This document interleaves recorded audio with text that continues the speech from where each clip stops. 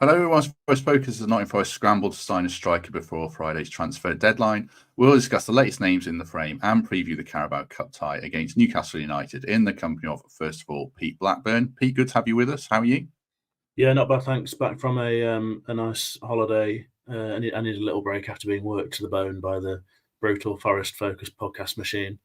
But my batteries are recharged now. Great to be returning with a sense of optimism about how Forest are doing, albeit a looming sense of anxiety for me personally now that the Oasis tickets situation has arrived, and it's going to be horrible.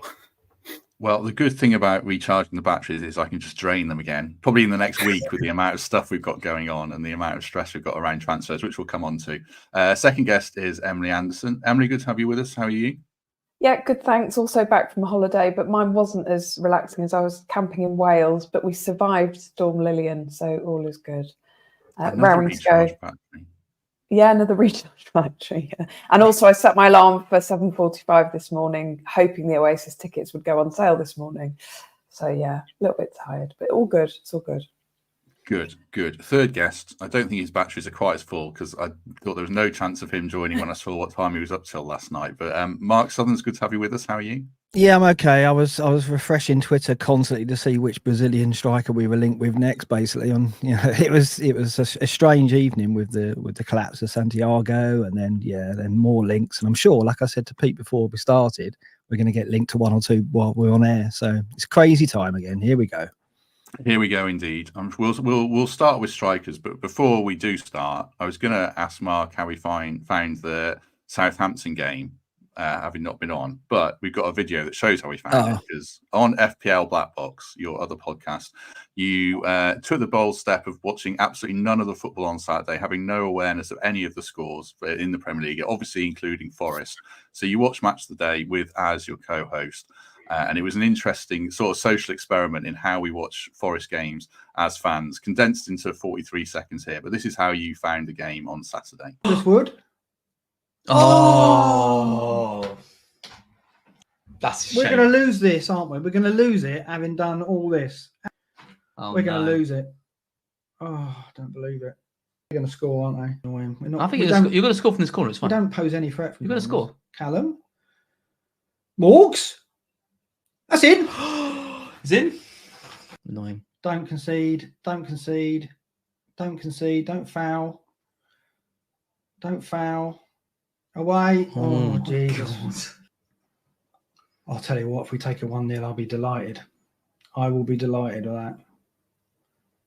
Yes. Horrible. Don't concede. Brilliant. Don't concede. That's how it is, though. It was horrible doing that. I've done match of day challenges before, never not knowing the Forest score. And number one, I don't like not watching the game. And number two, watching it on match of day, which is edited obviously very heavily, is not very nice at all when you don't know the score. I try it though; it's quite liberating. If you play FBL, not knowing the scores all day means you, these people I live with, I can talk to them and things like that. It's kind of it frees you up of the anxiety of football for the day. But yeah, watching Forest on it was painful. It was, but that was a funny video. And we're all Mark Southerns when we watch Forest games like that. Right, we'll come on to the Newcastle game and pitch action later. We'll start with strikers though. Yesterday we already saw the Eddie Nketiah deal collapse. Now the Santiago Gimenez deal appears to have collapsed. Basically sounds like he doesn't want to come. Sky is saying that he's considering his options. Emily, how do you feel about Gimenez? We'll come on to the other strikers linked. How do you feel about Nketiah and Gimenez not happening? On the face of it, really disappointed that we haven't managed to sign either target. It looked like it was a very sensible transfer window up until this week. Eddie Nketiah was the first one we knew that had stalled, and he's possibly going to Crystal Palace. I think he'd have been a great fit for us, but we move on. Gimenez, it sounds like it's the player that doesn't want to come, and if he doesn't want to come, if he's weighing up his options, I don't think it's the sort of player we want. We want someone that's fully on board with our project, who's happy to come to Forest. I think the whisperings are that he didn't want to have to be at a Premier League club that's struggling. I don't feel like we are that this year, but maybe that's the way he sees it. Things are starting to ramp up this week, as they always do at this stage of the transfer window. So I think we just need to buckle up and get ready for a pretty scary roller coaster ride over the next few days. I know there are other names in the frame now, aren't they? But there's no one so far that makes me jump off my seat and go, oh, yes, we should sign them.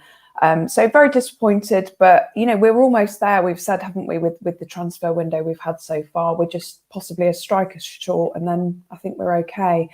I'm trying to just trust the process at the moment, but it's quite unnerving every time you open your phone, you see another player linked with us or someone you've never heard of possibly coming to us and then not. So we'll see how it goes. I'm still hopeful. Thank you very much to Neil Young in Auckland for 20 New Zealand dollars. Very kind, Neil. And he asked for a shout out for the New Zealand Forest supporters group. You can find us on Facebook. I'll dig it out and pop a link in the description after we finish. So thanks very much, Neil. It's very generous of you. So if you're in New Zealand and you support the Reds, do join that group. Pete, it sounds like you might go to Leverkusen, Gimenez. And if a player doesn't fancy it, then I'm kind of pretty chilled about moving on. I think deep down I probably preferred Nketiah, but what about you? I mean, I think if Leverkusen's a real thing, then you can't really blame the bloke for making that decision. I think most of us probably would do that, given that you're going to a seriously upwardly mobile football club with a great manager and a really really good sort of clutch of young talented players. Potentially going to go for another title and another season of history. So can't really blame the bloke. Forest can't really do much more than have a go and make the best case that they can. I mean, on the strikers particularly, Nketiah was the one I was gutted about, to be honest. I was totally sold on him coming to Forest and the sort of impact he could make. I mean, Mark spoke brilliantly about Nketiah the other day, so I won't try and rival that, but it just felt like he had an all-round game that would really suit us. Someone who can really defend and press from the front, capable of creating his own moments with that sort of movement and touch, and all-round strengths that I guess belie his size as well. Threat in the air and a real poacher. So I thought he would have been great for us, and I must admit I'd sort of got slightly carried away with assuming that he was going to be here, given that the tweets were coming from David Ornstein, someone who you can generally rely on for that sort of information. But clearly things have changed. So that's a real shame, and I do feel a bit gutted about it. But this is how the transfer business works, isn't it? I mean, Gimenez, I'm much less sold on personally. Partly, admittedly, from a sort of position of ignorance, I guess. He's not someone that I've watched an awful lot, so I'm judging on clips and moments like a lot of us will be. He looks like someone with less of an all-round game to me. Someone perhaps who's more likely to be relying on chances being created by players around him. And given that there's all those issues of context in terms of the league he's coming from, the standard of players he's competing against, and adapting to this league, it was a link that I was much less confident about. Happy to support the recruitment team and trust in their work, but not someone that I thought was definitely going to come and make a big impact like I was confident about Nketiah doing. So I'm less gutted about that. Clearly, it's an area that we're really keen to strengthen in, and I hope that we can do that. It's been a bit of a roller coaster so far, but I think my fear is that roller coaster might end up looking like a sort of waltzer in the coming days if things really kick off and we're on some sort of horrible oblivion ride through the transfer market. So I'm hopeful that we can try and keep our heads, work down the list if there are other names on it that can be permanent additions. But if there aren't other names on it that can be good permanent additions that improve what we've got, then we need to do this recruitment from a position of stability and strength and not just go for anything. There may be loan options to look at as well, but let's try and keep our heads and fingers crossed we can strengthen. But if not, we've got a good squad in place and we can still survive and I think thrive in the Premier League. Yeah, I mean, I said yesterday I'd rather sign no one than sign a panic buy that doesn't fit what we're doing at all. 300 people watching live, which is great. Do us a favour and hit like on the video if you haven't already. Makes a big difference. And thank you very much to Richard Bookie for becoming a member. Appreciate the support, Richard, and anyone else who signed up recently. It's quite a lot of you, which is great. Just before we get to names linked, Mark, how are you feeling about the last couple of days? You were a big Nketiah fan. You were kind of on board with Gimenez, I think. Are you worried in general or not? Yeah, I'm worried that our plans have obviously just dissolved. And, Pete put it exactly as I felt. I thought Nketiah was the key target. I thought he was the one with the biggest potential for us in terms of fit. And we knew what we were getting. There was less risk there. With Gimenez, I was I had some reservations. Yeah, Pete's assessment is right. I always felt that he was a striker that you need to create for and do less around the box and build up play and so on, and rely on service from wide, which he had last season. And he's only had one really big season for them. He's not been sustained. I mean, you can say that of Nketiah, but he's not had the start. So, yeah, I always preferred Eddie Nketiah as the target coming in. I still don't really understand how that's broken down, and Palace have gone in and agreed a similar fee, and it all seems to be proceeding. Is it too late? Can we not go back in? I don't like the fact that we're now kind of flailing around a bit and there's names being mentioned that I'm far less convinced by. And I'm worried that we are going to rush in and get a target which perhaps is a secondary one or even third or fourth down the list, if we even have a list now. That's the other thing. Do we have a list? Have we just gone for those two, and do we have plan C and D and E in place? I don't know. I'd like to have faith in the next few days that we'll sort through it and come out of it with a logical signing, or not one at all. A loan signing wouldn't be a bad shout, and then we can look again in January. I worry also that the assessment of Aroni is that that's why we're going into the market for a striker, that perhaps he's a long way off fitness, or we've got long-term doubts. So that's a concern as well. I think that what you say is dead on there. We'll probably come on to Pedro, the first name linked. I think we do have names on the shortlist as alternatives. We'll come on to the question marks against them. I think they're good players, but there's some interesting names linked. The first one is Pedro, Flamengo striker, 6 caps for Brazil. Reportedly, we've bid 18 million. I'll read out some info on him because he's a bit of an unknown to probably a lot of people watching this. 29 goals in 42 games last season. The season before, 25 in 33, and before that, 29 in 59. 6 Brazil caps, so he's prolific. He's only played in Europe very briefly with Fiorentina about 5 years ago, and it didn't work out at all. There's a couple of reservations around him, not necessarily the style of play. I mean, looked at him, he looks like a Chris Wood type striker. He's tall, he's quite rangy, and he can finish. He's carrying a thigh injury. He's only just come back to training.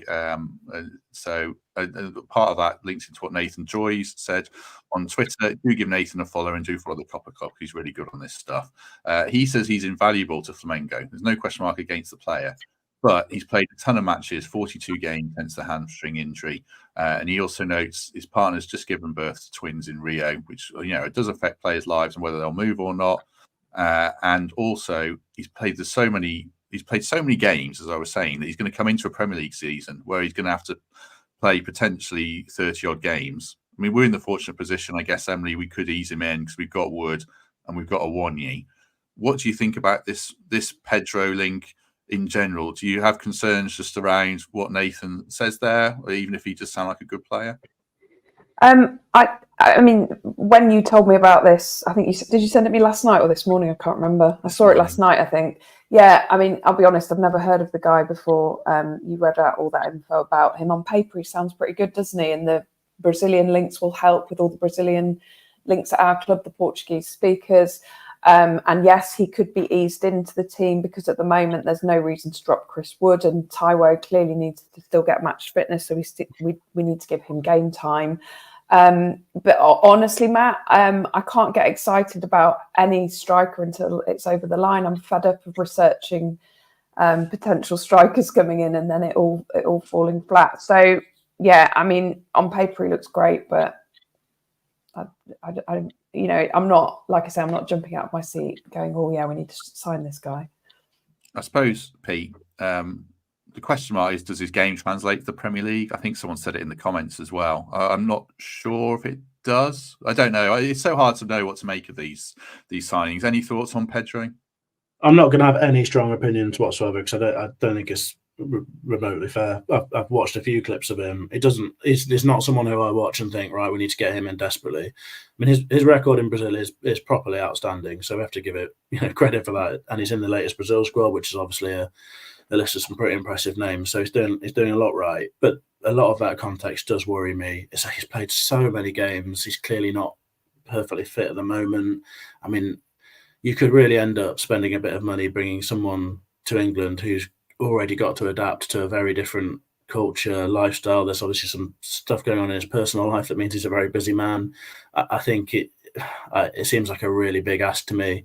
And from the clips I've seen, he doesn't look like someone who's who's necessarily going to fit with what I feel like we need, which is someone who can really do a bit of everything, can create a bit for themselves, has the sort of mobility and athleticism to lead the line, a real goal threat as well. But yeah, I'm not remotely sold, but I'm also not in a remotely strong position to judge, so I'll not make too harsh a judgment on that.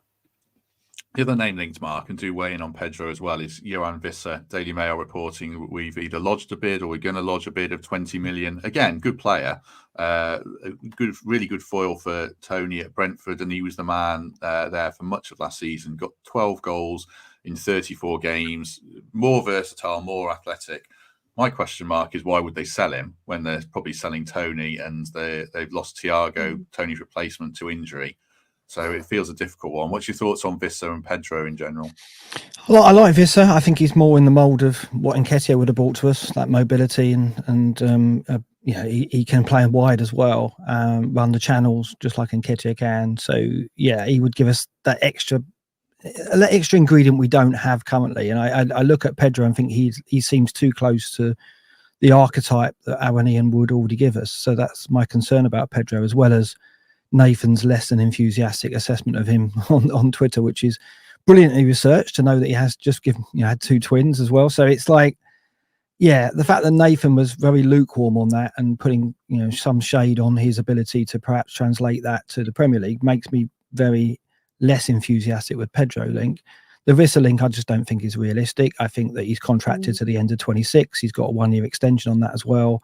Brentford are not going to put themselves in a situation that we appear to be in, which is scavenging for a striker with 2 or 3 days to go before the deadline. So I think Brentford are far too wise in the transfer market to put themselves in that kind of issue. And unless Vissa is agitating for a move, which I don't believe he is, then they're not going. There's going to be nothing in that. What worries me is both those links came out almost in retaliation to what we heard from Gimenez. So if they were linked days before, then fair enough. They're obviously employed by us, and we're interested, and we're trying to leverage our interest in them to get better deals on Nketiah or on Gimenez. But they haven't. They've only just become clear now.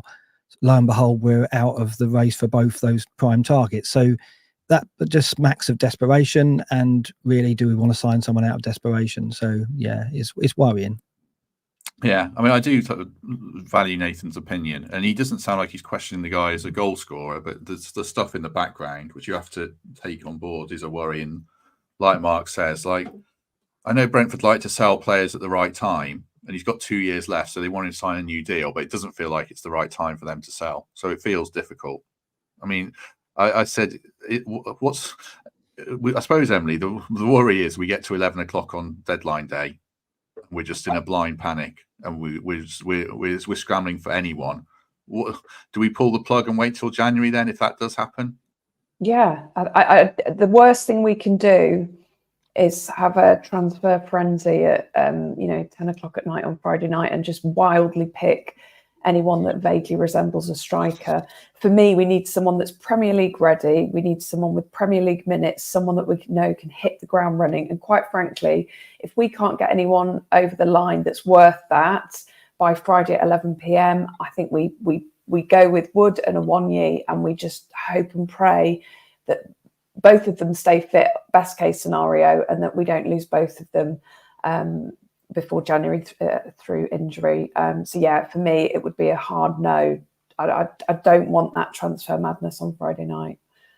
Yeah, let's see how it plays out. The recruitment team have done really good work. Yeah, they have. I want to see how they fit into the plan, and because they're different kinds of players that we're linked with.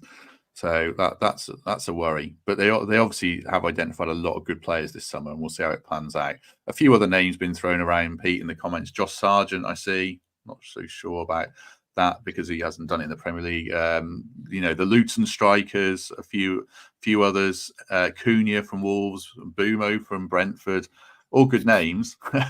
Any thoughts on any of them, or should we just move on to midfielders? Well, I think there's a couple in there that would be remarkable for us to get. I don't think we're going to be extricating Cunha or Mbomo anytime soon. Very good players who would make a difference at Forest, but it's obviously not that easy. Sargent's an interesting one. I was having a think whether there was anyone in the Championship who could do a job for us. And I mean, the outstanding attacking players in those positions last season have largely gone. Sargent's probably the last one standing there, I think. I mean, he's a player I quite like at the level because when I watch him, he seems to provide an awful lot in a sort of few aspects of the game in terms of his work rate and such like, which I always love to see. And he's really added a bit of, I guess, that sort of predatory instinct to his game. Some of his finishing has been excellent, but whether he can step up again, I've absolutely no idea. Clearly didn't do it at this level last time round. And my instinct is that if Forest are adding in that position, we really need to be looking at someone that we're very confident improves us, rather than just adding a body who is likely to be relatively expensive and might end up with us just needing to be in this position again in 6 months or 12 months where we want to improve on what we've got, but we've got another player there who needs to move on. So I think we should be quite picky about the business we do. And as I said earlier, if that means that we don't get anyone in this window, then so be it. And I won't criticise the owners or the recruitment team for that. I think we've had a really good summer. I've said before that we've come from a place where we've signed so many footballers and had to move so many on, that it's been a real nice change to be able to get a few out of the door, players that aren't going to make a big difference here in the near future, trim that squad down. And we're in a position now where there is a good, stable Premier League squad here. And really, we should be adding quality in the areas that we need it. There are some areas where depth is helpful too. But generally speaking now, I think we really need to be pushing for players who can make a difference to that 11 or certainly that sort of 13 or 14.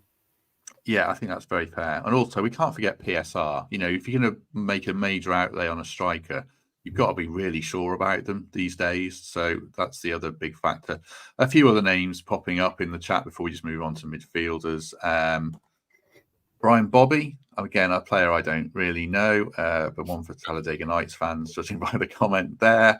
El Kaabi, the Olympiacos striker, I think was really good for them in the Conference League. Mitrovic was another one mentioned. And like I said, the Luton strikers. Mark, any thoughts quickly before we move on? Then I'll start midfielders with Emily. No, I just think that a loan move perhaps is our best ploy if we're insistent on bringing in more depth. We do need more depth there, there's no question. And a loan move would make sense at this point, I would say. And we haven't really seen any links to people like that. I mean, Brojo is still there. He didn't go to Ipswich, is my understanding. And I'm sure that he's going to get some kind of move before the deadline. And so maybe a loan without an obligation to buy would make sense there. He doesn't give us too much different to what we've got with Wood and Arony, but he does give us some backup. And he can do some remarkable things, but he's incredibly inconsistent. But maybe that's the best we can get, and a loan for him wouldn't be harmful if it wasn't with an obligation to buy. Take a word for our sponsors, the Trent Navigation, quickly before we move on to midfielders. Obviously, the next home game is against Newcastle tomorrow night, and we'll talk about that soon. So do get to the Nav for the build-up for that. Also, the Wolves game, Oasis, and you don't need to get tickets for that, and it's on a Saturday.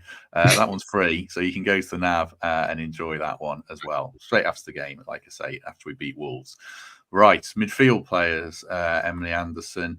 We have linked yesterday with James Ward-Prowse kind of tentatively. The Daily Mail, again, kind of firming that up a little bit. They're mentioning it as well. Who was on yesterday? Kelvin was basically saying, good player, where's he fit in? Does he get straight into our 11? Are we doing him down? Would you like that link? I mean, there's no doubt he's a great player. He's a fantastic set piece taker, and Julian Lopetegui said he doesn't fit into his plans at West Ham. So he'll be looking to carry on playing football. Yeah, I mean, in an ideal world, who doesn't want James Ward-Prowse in their side? Because we know how good his set pieces are. But for me, I think we've got a very settled midfield. I know we lost Danilo in the first game, but I think the money needs to go into a striker. I don't know how many times I need to keep saying this. In an ideal world where we don't have to worry about PSR, James Ward-Prowse will be a great target, but I don't see it happening. I don't see it happening at all. The other name, tentatively linked, Pete, I think you've seen him, and last mark about him as well, is Andre, who 23 years old, plays for Fluminense, 5 Brazil caps, valued at 25 to 30 million. Proper number 6. Again, referring to what Nathan Joyce has said about him, he calls him Brazil's next number 6. So he sounds like a star in the making. I don't know. I wonder if it's a lot of agent talk. I don't know, because he does sound like a good player. Any thoughts on that midfield situation, Pete, around Ward-Prowse and Andre? Well, first thought is I'm pretty happy with what we've got. And if we're going to add there, again, I think it needs to be something really, really seriously impressive to improve us. There are probably a couple of areas of weakness. I'm still not totally sure if we've got the all-out destroyer that we perhaps need. Sangare is obviously now showing it in flashes and in halves, but whether or not he's going to be able to do that for a longer period of time, still remains to be seen. Fingers crossed. Or you add someone who can be a real sort of game changer in terms of passing ability, and I think maybe Andre is that guy. I'm not going to claim that I'm sitting at home watching a lot of Brazilian football, so it'd be a bit silly of me to have an incredibly strong opinion. But people I know who do know how to pick a player rave about him. He's, when you look at his statistical profile, I mean, he looks like an absolute passing machine, a real class act in terms of just getting the ball and progressing it. I think that's something that would probably make a real difference to us. A player with real X factor in that side of the game. His name is often in the press and has been since we've been in the Premier League. I think we've been linked with him every now and again, and I think probably most teams in the Premier League have had a link with him, including the biggest 6 or 7 sides. I know a lot of people are sort of surprised that he hasn't made a pretty big move already. So perhaps without any great knowledge, he'd be one that I think I'd be quite excited about. But whether or not it's actually realistic or this is a sort of agent talk type of thing, I'm not too sure. On James Ward-Prowse, I don't think it's for me. I think he's a really fantastic footballer and a really good pro, and someone who no doubt would make a really positive impact to the side and to the dressing room. I think probably the sort of character that would be great to have around. Clearly brings an enormous threat in terms of set pieces, but is a better player than just that, and I think would improve us. But he's a guy who is 29. He's going to cost us double figures of millions of pounds, and who knows how many.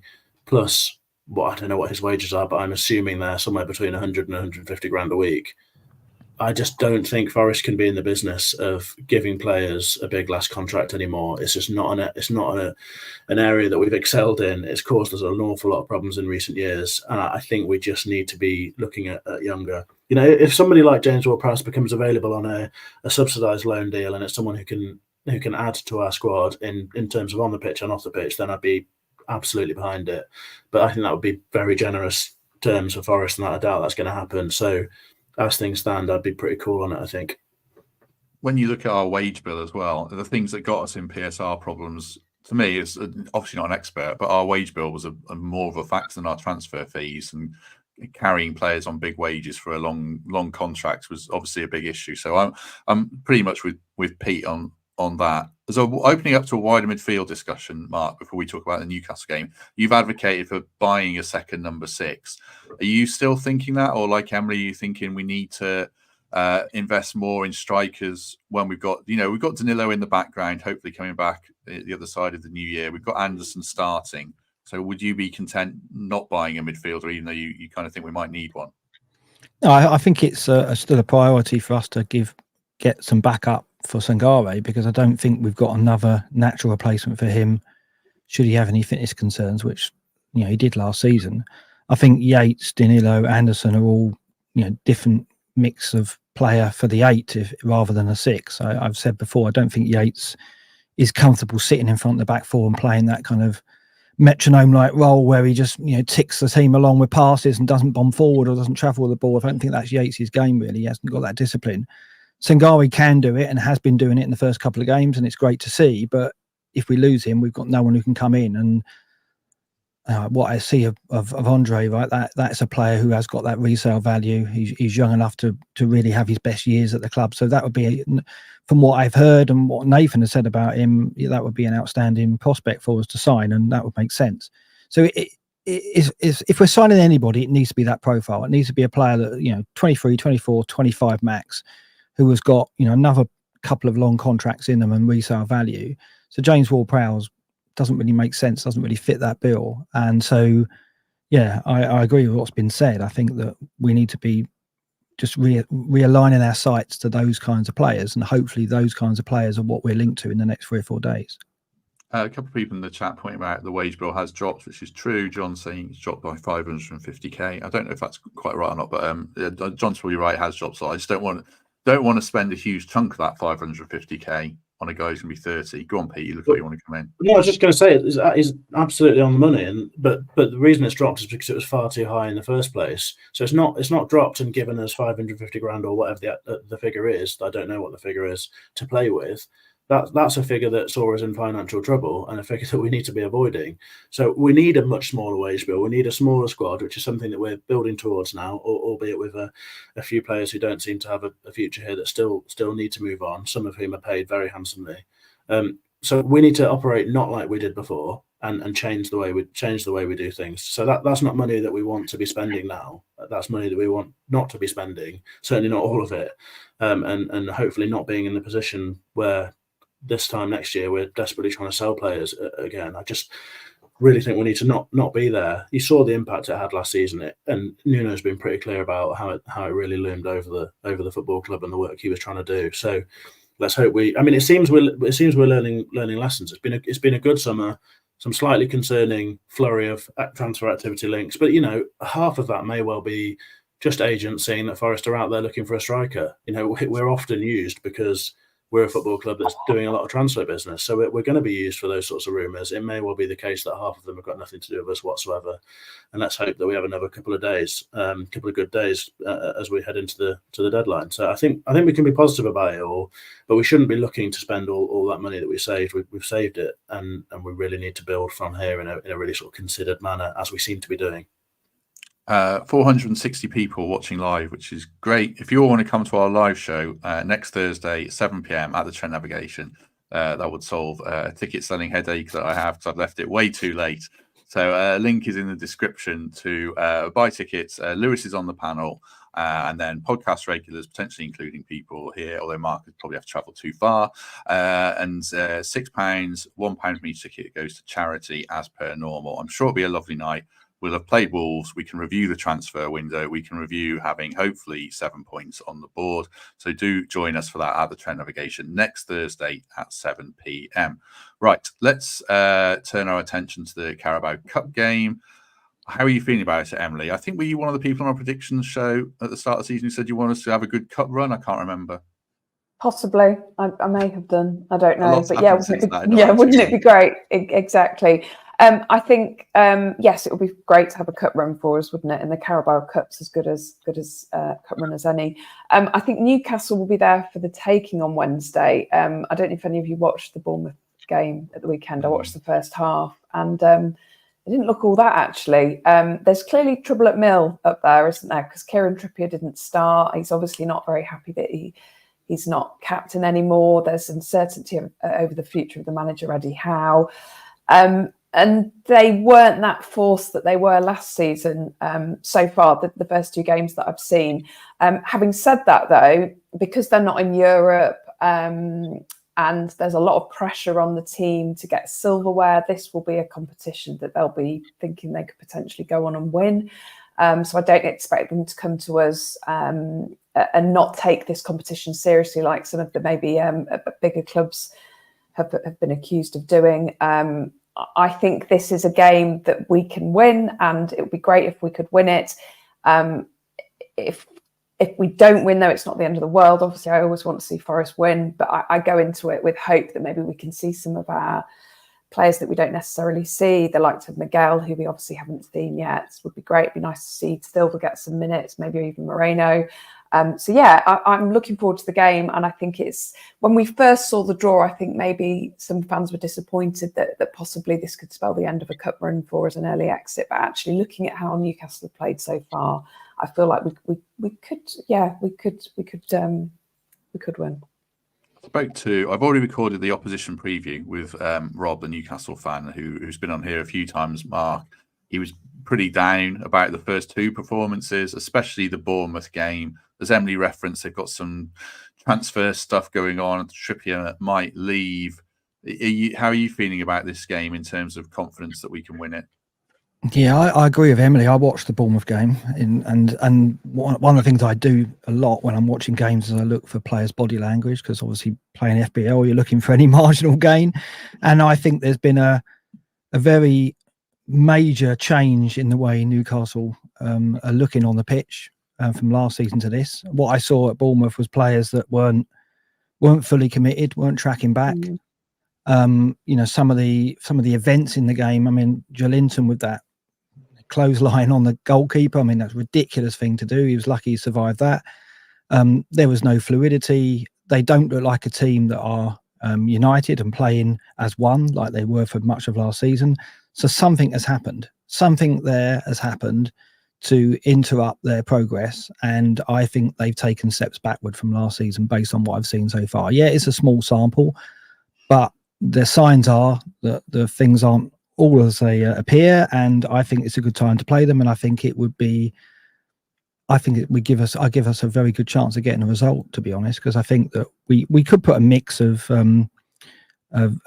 second choice players. We could put some of the squad players out on in this tie, but I think we'll have a sprinkling of first teamers as well as first 11 players.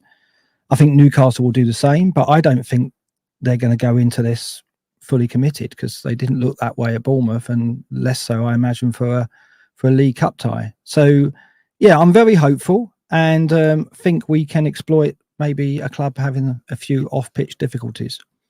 The predicted team that Rob gave me, and that video's out. I think I'll put it out about 5 o'clock or something. It's pretty strong, but it's born more out of necessity because they've got a few injuries at the back. They've only got one striker, or they've got a reserve who is the huge drop off from Isaac. Is it Willisula? I can't remember.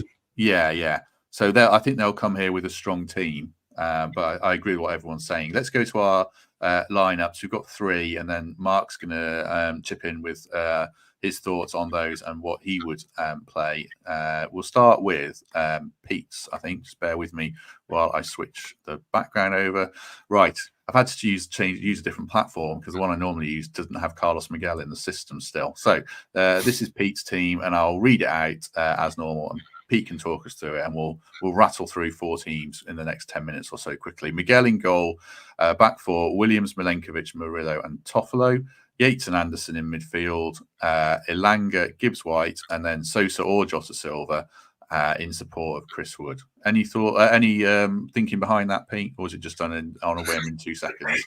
No, there was very limited thinking. It took me about 30 seconds at 9:45 or whatever it was when I realised that you'd asked me for one. So sorry about that. So yeah, feel free to savage it as much as you want. I mean, I think my general sort of balance was trying to consider who needs minutes and who needs a little bit of a break. And I mean, the reality is that we just don't really know the answer to a lot of those questions, do we? Because I think there's a few players with question marks over them. Taiwo's an obvious one. Does he need to be playing more minutes, or does he need to be eased in gently? I think there's a question mark over the left-hand side. Aina and Hudson-Odoi both sort of struggle to see out games. Do they need to be given a bit of a break? I see the comments, people mentioning Moreno. I'm not really clear on what Moreno's level of fitness is. So, I mean, if he's in a position to start the game, play 60 minutes or whatever, then grand, he can slot straight in there. So, I guess just going through the team, my sense was that I wanted to give Hudson-Odoi and Aina a bit of a break, so that's why they're not featuring on that left-hand side. Murillo and Milenkovic, I think, need time together, and I think that the same applies for Williams, who has had a difficult few weeks in terms of his performances, but I think there were signs that he's growing in the last time out against Southampton. So I'm keeping him there to give him more minutes alongside his sort of defensive partners, and hopefully he can continue growing, because I think it doesn't seem, well, regardless of whether Moreno's fit or not, we're going to need Williams for quite a bit this season, I think, and let's get him to a position where he's looking really strong again. Yates and Anderson, I think I'd have thought relatively likely to start. I'm giving Sangare a rest, but it might be that he needs the minutes. So if that's the case, and that's what the sports science team is saying, then absolutely fair enough. But Yates can start every game, and you're not worried about him. Anderson's obviously going to be seriously motivated for this one, and I think the blend's okay. I'd happily start Sangare if you think he needs the minutes, but I'm just not sure we're on that. Gibbs-White always plays, so I'm assuming that he's going to want to be in there. I'm guessing that Taiwo is not a realistic prospect to play an hour, so I'm starting with Wood, and that's sort of really where I am. It's a sort of vague balance of trying to give some breaks to people who might need them, and some minutes to others who might. So I'm not remotely sort of convinced of the selection, to be honest, but that's where I'm at with it. I looked earlier, and Moreno did play in Villa's last pre-season friendly. I don't know about the ones before that, so he has had some pre-season minutes. If people are wondering, there was one other comment I was going to put. Oh yeah, Adam was saying about Vlachodimos. He's going to save 2 or 3. I'm not even sure he's going to play because Dubravka's still there. So maybe Dubravka's gonna start. Be interesting. Obviously, the curse of Vlachodimos is potentially looming large. Let's go to Emily's team, and again, I'll just read it out, and then Emily can chat through it. Miguel in goal, same back 4.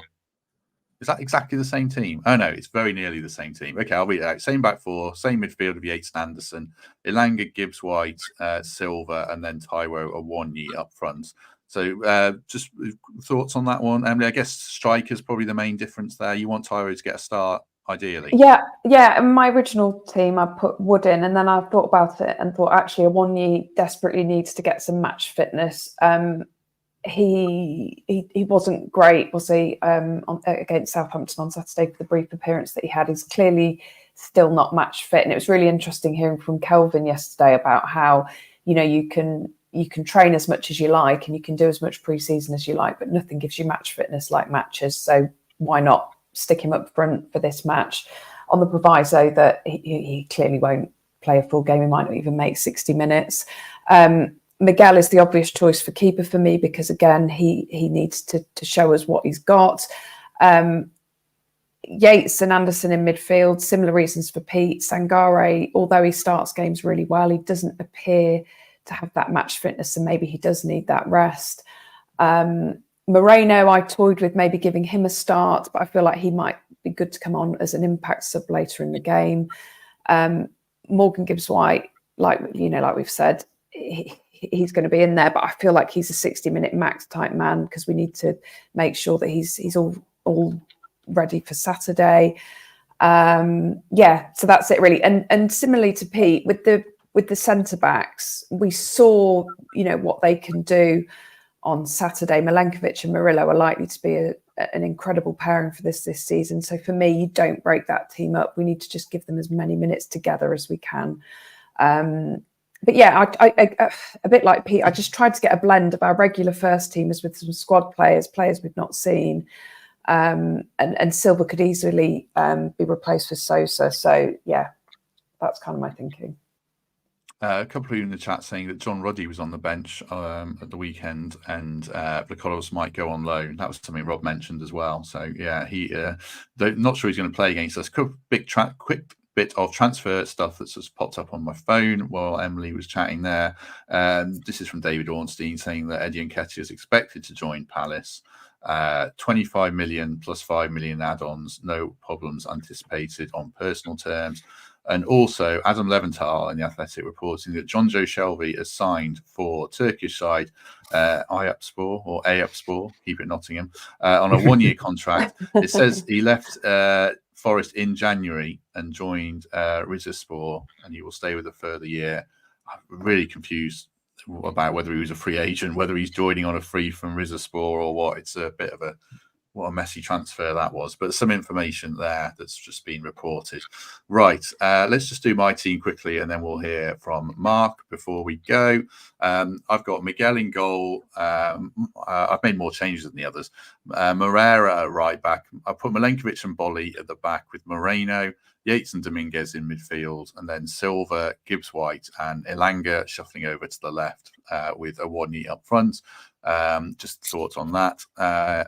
Maybe I'm mixing it too much up, but I want to see what Moreira can do from a start. I wonder if it's worth seeing Bolly and Milenkovic as a pair, just in case Murillo is out of a game and we need to play them together. But equally, you want Murillo and Milenkovic to build that partnership. So perfectly happy for them to start.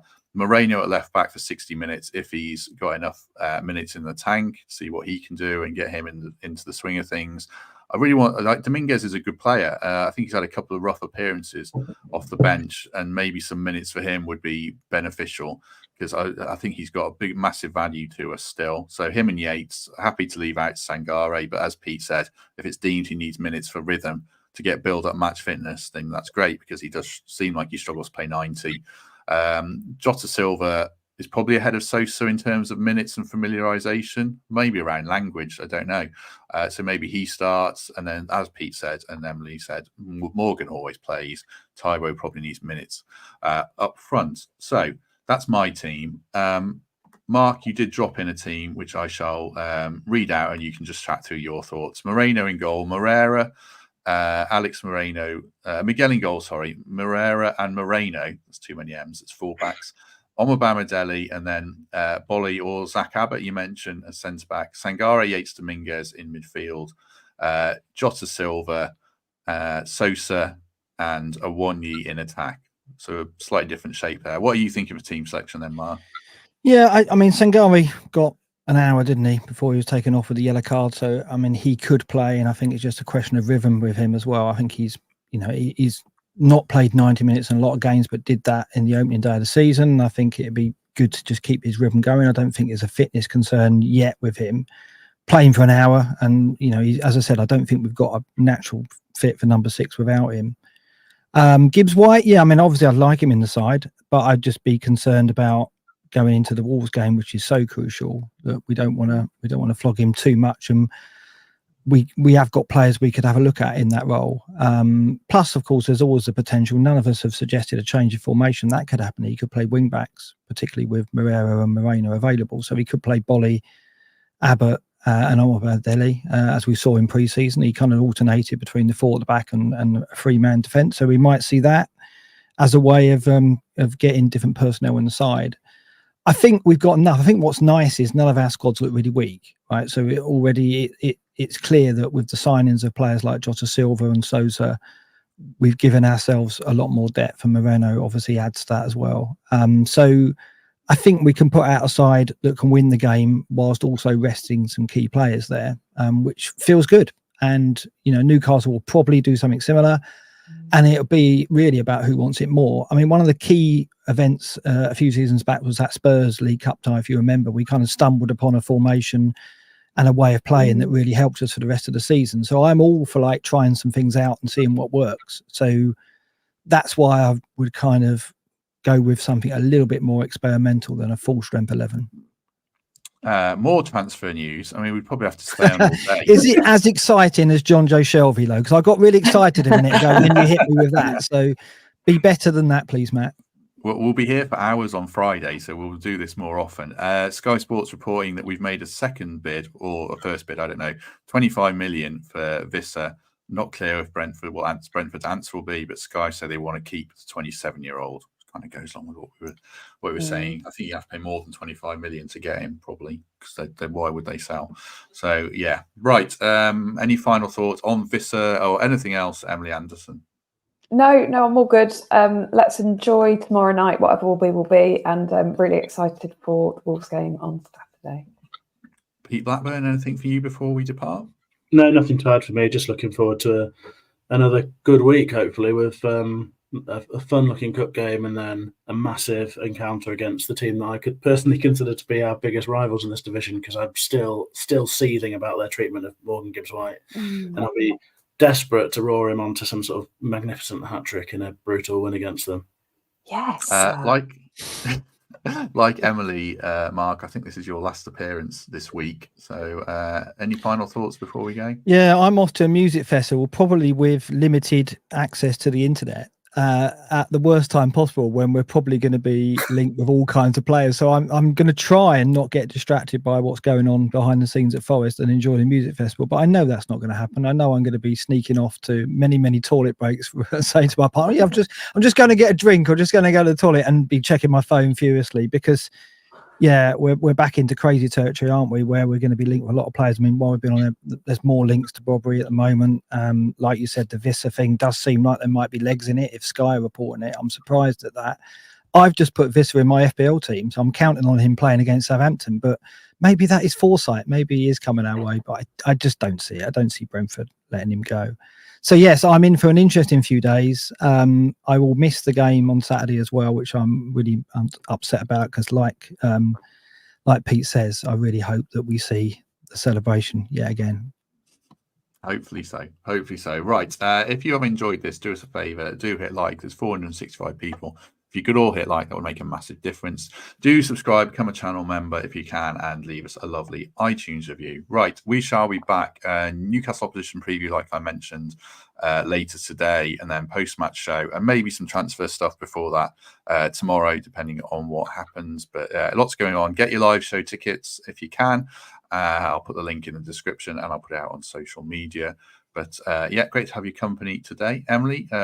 I don't know when we'll see you again, but thank you very much. That sounds very final. It Okay. sounded very fatalistic, didn't it? When I said it, yeah. Am I fired? No, God, we fall apart. You'll see me No. soon. You know I'm a busy woman. You'll see me when you see me. Yeah, that's the problem. That was the fatalist Play it cool, thing, Matt. Play it cool. And fall through the bar. Yeah, Pete Blackburn, thank you very much. Thanks for having me. Always a pleasure. But I'm going to bleed you dry because I think you're back on Wednesday, Thursday, and Friday probably. So yeah. Okay, can you Just book let me you know. book me a holiday for next week, please? Mark, thank you very much. Yeah, thanks, Matt, and thanks to Emily and Pete for a lovely morning. And yeah, see you when I see you. Yes, we'll see everyone again soon, hopefully, including everyone watching this. So if we don't see you tomorrow, as I say, we shall see you soon.